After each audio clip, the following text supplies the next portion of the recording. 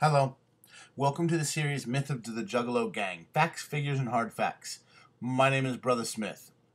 If you haven't watched videos 1 and 2 in this series, please go to my webpage, facebook.com/BrotherSmithMusic, and watch them now.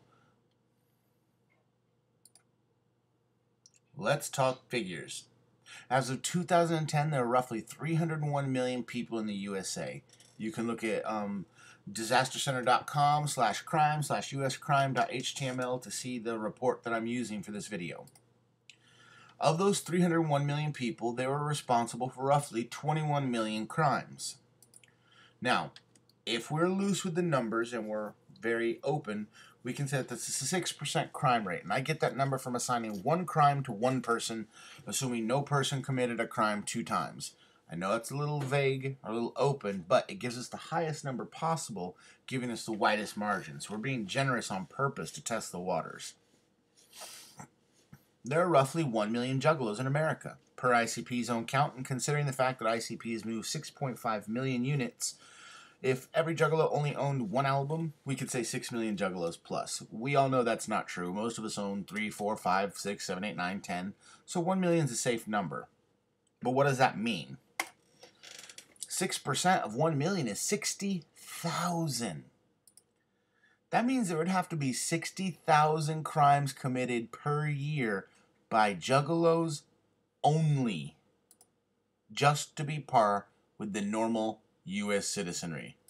Not to be at gang levels, just to be normal. Think about that. Have you seen 60,000 gang crimes or 60,000 juggalo crimes committed last year? 60,000. Trust me, it'd be on the news a lot more. You can find maybe 15 if you search YouTube or Facebook or any other website. So we can learn 2 things from this. Not just 1, but 2.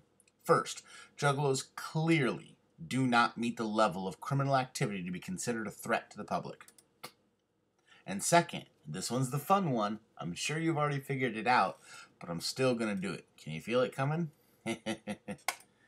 This means that statistically, juggalos are less criminally active than the general public. Unless you can find a report or show me 60,000 individual unique juggalo crimes committed per year, on average, we are less criminally active than the everyday regular U.S. citizen. All kidding aside, there really is a third thing we should learn from this. The hard facts. People don't make stuff up like this. There are juggalos who are gang members. There are juggalos who commit crimes. And there are juggalos who think that this shit is cool. So what do? We must not allow those to remain uneducated. If you know a family member who thinks it's okay, show them these videos.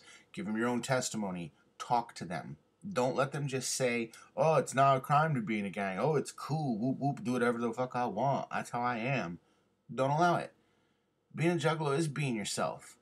But it's also a lot more. We must challenge them.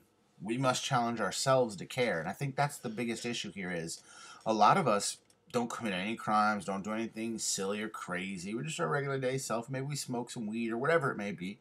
But you're not really a nuisance. You're definitely not gang affiliated or anything like that. But we just don't say anything. We think it's uncool to speak up. We also just don't care. We say, hey, if I'm doing me, let the haters hate. But these haters can take away your rights, your privileges, your life. They can stop us from gathering. They can do a lot of really bad things. This is a special breed of haters, folks. Don't get it twisted. We have to address what people are saying about us. If we don't, we're giving our silent agreement to their opinion. And the one thing I know about us is we just don't blindly agree with others. So when someone like the FBI or local law enforcement says we're a gang, and your attitude is to go, it doesn't matter to me, that doesn't sound very juggalo to me. What sounds juggalo to me is you going, really? No, you're wrong, and this is why. And that's the part where we must challenge ourselves to open up others' minds. Educate people, not just in the family, but outside of it. Those who would say bad things, give them stats, give them figures, give them research, let them watch these videos. Make your own videos. Share that information, not only with people inside the family, but people outside the family. We have to find a way to outshine negative reporting. Great ways are making Facebook pages and gathering pictures and videos of you doing positive things for your community. We have to educate those who are down, sharing this information as well as other information we can find. We have to address the people that are detracting from us, and most importantly, we have to love more than we hate. Only then can we be considered a family. Now, that's the part that I'm sure a lot of people are going to be upset about, is that I keep coming back to this, you're not a family unless you stick together thing, but it's just truth. And if you don't like hearing that, not much I can do for you. You know it, and I know it. We're at the gathering, and someone's hot or tired or needs something, you hook them up. If they're missing something, you hook them up. Why should this be any different? A family takes care of each other. And when someone in the family is acting up, we get them back in line.